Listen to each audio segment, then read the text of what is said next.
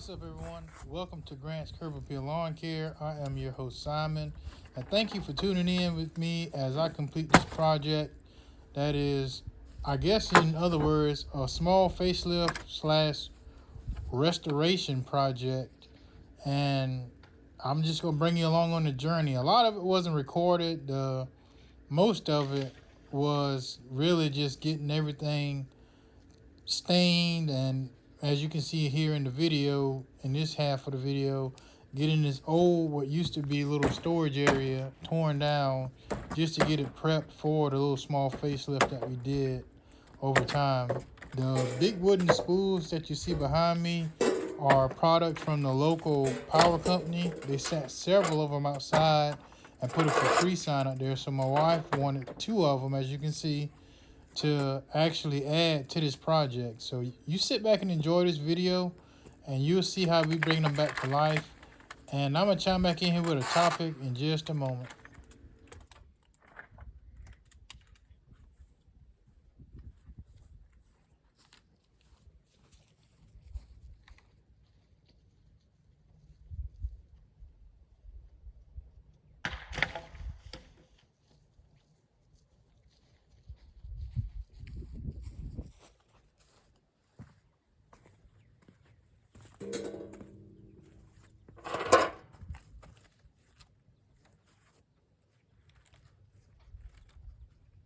So the beginning part of this video, what you're currently watching now, was shot on March the 29th.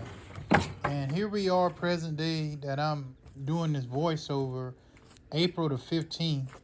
And I'm gonna bring you up to par on what's been going on in the business. The first thought that comes to mind, we haven't even made it to the midpoint of the season, and I have already been running into some maintenance issues. I sat off in the off season. I was really slack at doing any preventative maintenance. I literally just pretty much twiddled my thumbs. And here we are, present day, both of my mowers are in a shop. The first mower is in the welding shop. I wanted a chute blocker installed. I wanted a custom chute blocker installed. However, the shop ended up ordering one, and let's just say it was way more than I wanted to pay for getting a couple of welds and actually having that chute blocker bought. So, present day, forgive me for saying it too much, the mower is back in the shop ever since Saturday, which was whatever the date was, to get it re-welded, because yet again there were holes in the deck.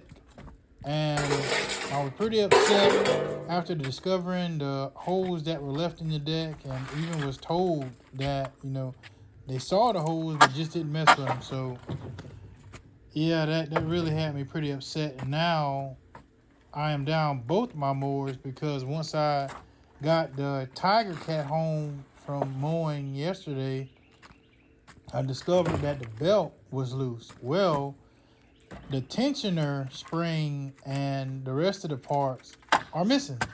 Don't know where, don't know when, don't know how they went missing or how long they've been missing. So I got out to do my first property this morning, and I already saw the belt was loose. Well, I stopped by and had a conversation with a friend of mine who has the same mower set up, and as soon as he put his eyes on it, boom, he saw exactly what was wrong. And I had to hustle up. I had to make some phone calls. I had to get in contact with my mechanic. He pulled up the parts. I called my local dealer, went down there, got the parts ordered. Hopefully, they'll be back within a couple of days so I can keep doing my routes, because I really cannot push mow half those yards that I have to cut with a rider, a zero turn. So both my mowers are in a shop. Both of my mowers, I need them back ASAP. I called the welding shop and I told them, hey, look, I'm down both my mowers. You have one, another shop has the other one. And I was told I would jump on and try to get it back to you as soon as possible. Well, here we are Wednesday, and I have 3 or 4 more accounts that I need to get completed this week, and I have no mowers other than a push mower. There's one I can possibly do with a push mower, And the other one, I'll just have to send them a, hey, I'll catch you later. And luckily it hasn't been raining. So everything around here really hasn't been growing. Thank goodness. That's a factor right now that's working in my favor. A lot of these yards aren't growing super fast. But I can't push mow every property that I have in a decent amount of time. I would need several hours in a day to push mow all of these acres in total that I would have to cover. So that's it with the mowers. Bringing you up to par, being scammed pretty much out of payment. And the season, again, ain't even in May. I went out, I did a job, no communication, no text back, no nothing from doing the job. I had to eat the price on that one. And I will not step foot back on that property to do any more work. I will not even communicate with the person anymore, even if they reach out to me, some other style way, because I put the block button on it.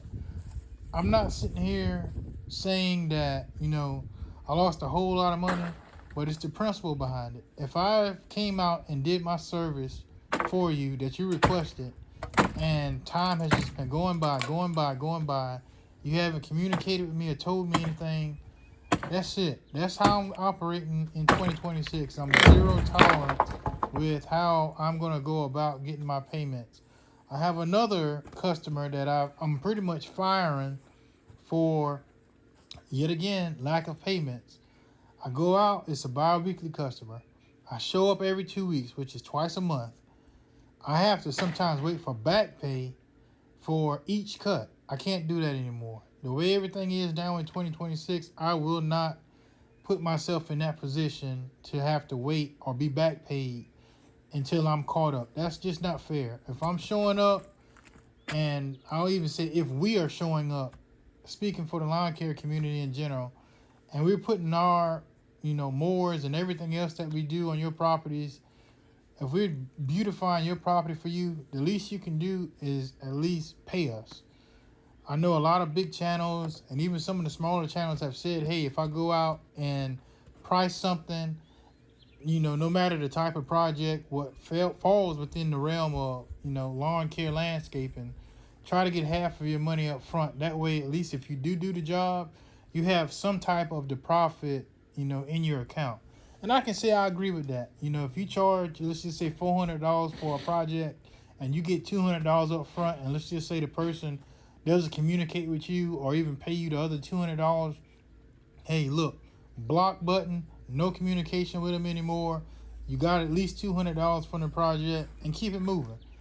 Sometimes, in order to learn a lesson, you have to go through something. Steve Harvey once said his dad told him, there's no harder lesson than a bought lesson. Sometimes we buy our way on these properties because the person talks so good to us. Oh yeah, I'm gonna pay you, let me know when you're finished, and I'm gonna write you a check, cash app you, cash at hand. And then all of a sudden, once the project is completed, they're a ghost. So that's just where I'm at right now in 2026. I've been scammed.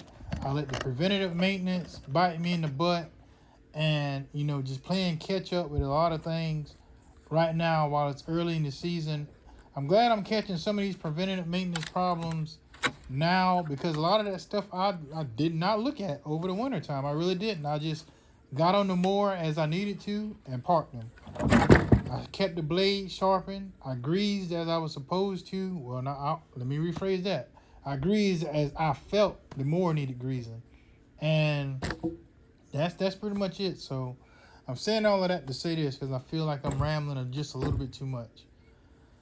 Number one, I said in one of my previous videos that I'm going to do better with my maintenance, and that was before I started seeing some of the issues that I'm seeing now. So I am doing what I'm saying. I am stepping up and doing some more preventative maintenance. So now I have to just, keep it going, not sitting here and not really digging deep into my mowers. I need to keep that going because sitting down all winter is costing me now. Number two, that Mr. Nice, I'll go ahead and do the job without any type of payment. That's coming to a conclusion. If it's just a regular mowing that you want from me, and my mowing prices have gone up. That's just, a topic that I said I'm not going to talk too much about. Mowing prices are going up across the board. I got to, we got to, in general. I'm not going to show up and do work and not be compensated by no way. Either you're going to give me half, or, you know, tell me you can't really afford it, and that's fine and dandy as well. I'll come and do a free estimate, but if you start talking, kind of slow and, questioning my pricing, then right then and there, I'm going to just have to pause the conversation and tell you, look, I'm sorry, but it just doesn't seem like this is going to work out. So you may have to find another service provider that'll work out for both of us. Because the way you talking and answering the interview questions that I'm giving you and giving you, what's going to be expected from you at the end of the project is going kind of slow. So all in all, that's a quick bring you up to par update on my 2026 season.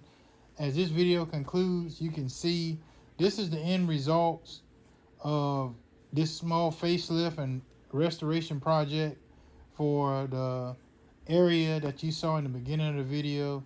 Thank you for sitting around. If you listened to this whole video from me start to finish and just getting a few things off my chest, I will catch y'all in the next video. Hopefully that'll be soon. I am dropping a whole lot more shorts now. I see that the audience is loving the shorts, so stick around and keep your eyes out for those. And I will be posting again soon. Y'all have a good one. This is Simon from Grant's Curb Appeal Lawn Care. Y'all be blessed. Pray up. Peace.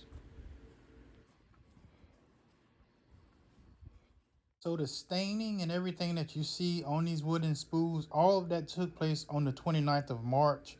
And on April the 11th, which was the day of the first event, is everything you see in present form. So it didn't take too much time, but everything turned out great in my opinion, and hopefully this will motivate you to bring some new life to an area in your yard that you want to see looking good again. Again, thank you all for tuning in.